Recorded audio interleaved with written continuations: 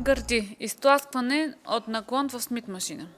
За да подчертаем по-добре линията на симетрия по цялата дължина на гръдния мускул, ние можем да меним наклона на лежанката от хоризонтално до вертикално положение. Така ще задействаме различни мускулни влакна. Ние ще направим това упражнение в наклон от 45 градуса на Смит машина.